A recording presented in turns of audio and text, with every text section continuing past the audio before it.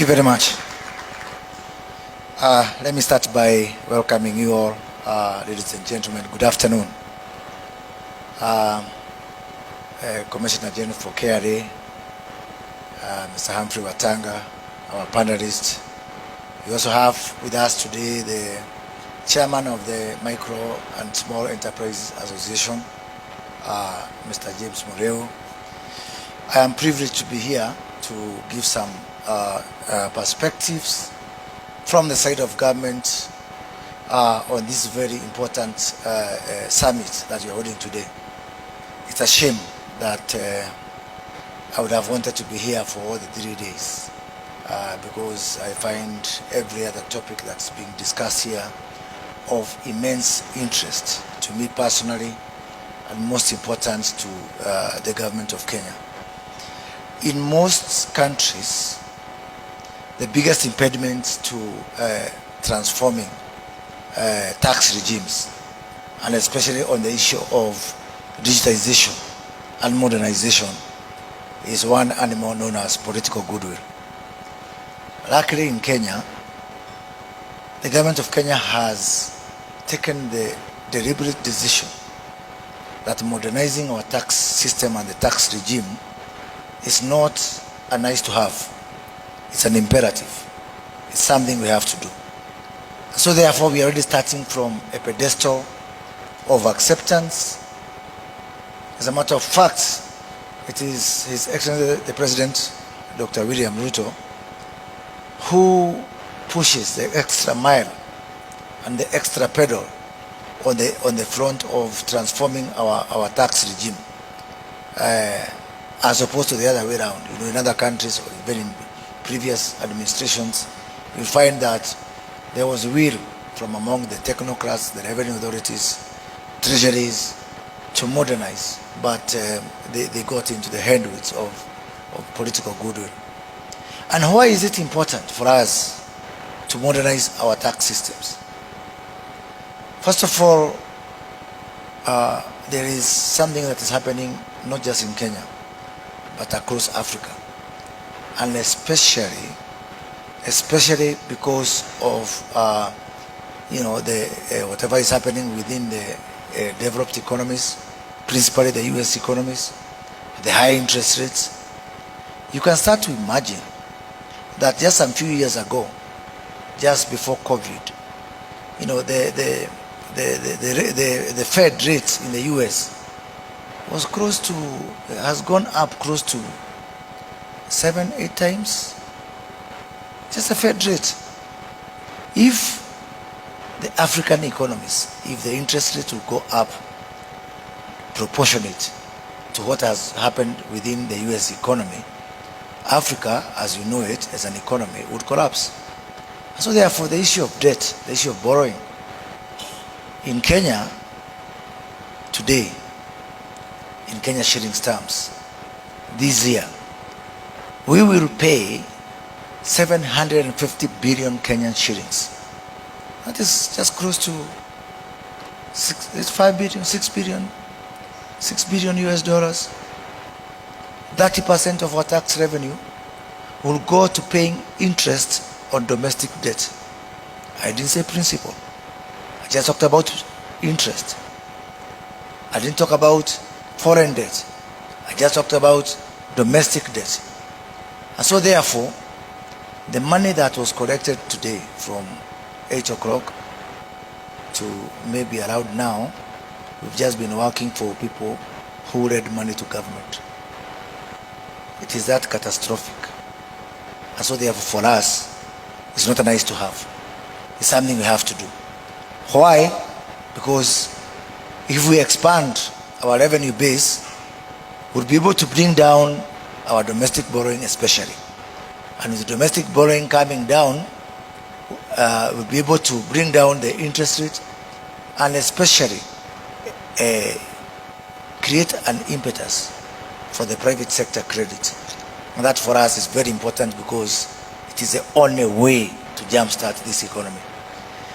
We have done everything we can, mostly on the expenditure side. I know there's still some things we can do, but we have stretched it to the limit.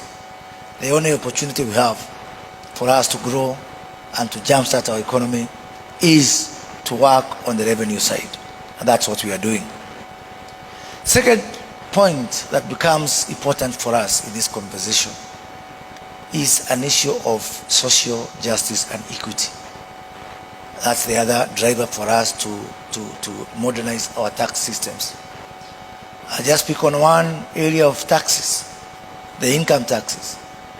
In Kenya, we have got, a very, very funny, very weird structure of the workforce. The people in the formal sector, both in public sector and the private sector, we have got 3 million people within the formal sector. Within the informal sector, we've got 16 million. The 3 million people in the formal sector, in terms of income taxes, they contribute 500 billion shillings. That's close to over $4 billion in income taxes from 3 million people. The 16 million in the informal sector contribute only 12 billion shillings. For me, that's not an economic issue. For me, it's a social justice issue. It's an ethical issue. It's an equity issue. How can 3 million people disproportionately carry the burden on behalf of 16 million people who are virtually not contributing in terms of income taxes? So, what are we doing? Having realized that that is really, for us, it is an imperative. It's a must-have. First of all, we have decided that there will be nowhere to hide. There will be nowhere to hide for anybody, at zero option. Why? First of all, we have already a huge advantage. The level of digitization, digital payments of the Kenyan economy can be, other countries can look at it green with envy.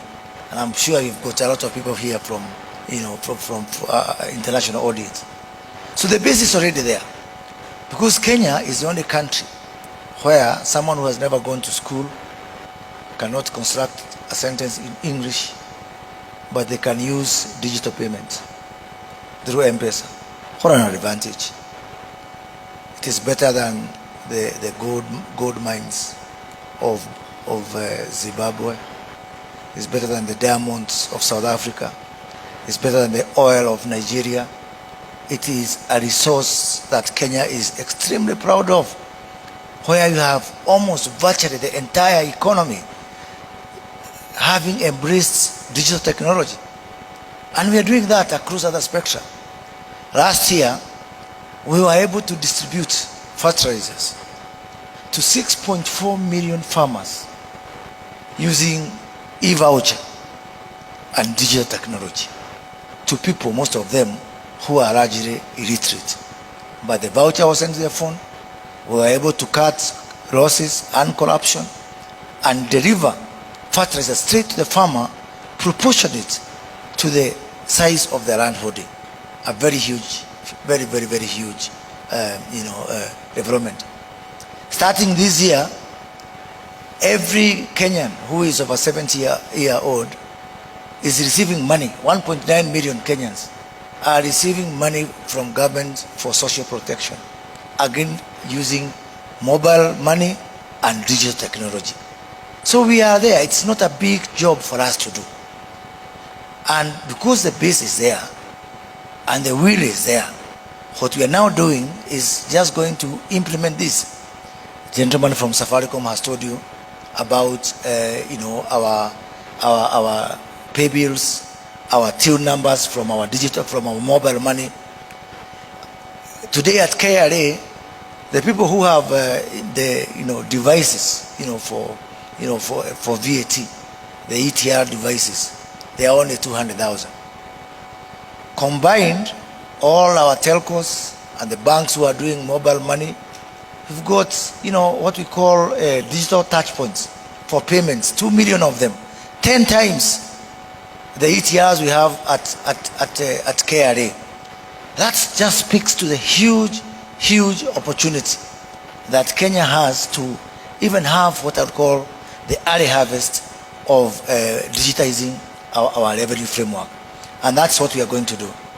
We've agreed with the Commissioner General here that all those pay bills, Mr. James Mureo, because they are your members, they are your customers, please whisper to them that come Christmas 2024, all pay bills will also be virtual ETRs for purposes of KRA. And I know there's going to be some noise, but I also want you to tell me, where did we agree that someone will not pay taxes? Maybe I missed that memo.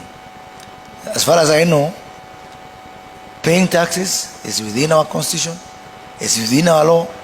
And by the way, when those people come to the tax bracket, maybe soon we can, for those 3 million unfortunate guys who are today paying taxes, probably we'll be able to lower the income tax for them.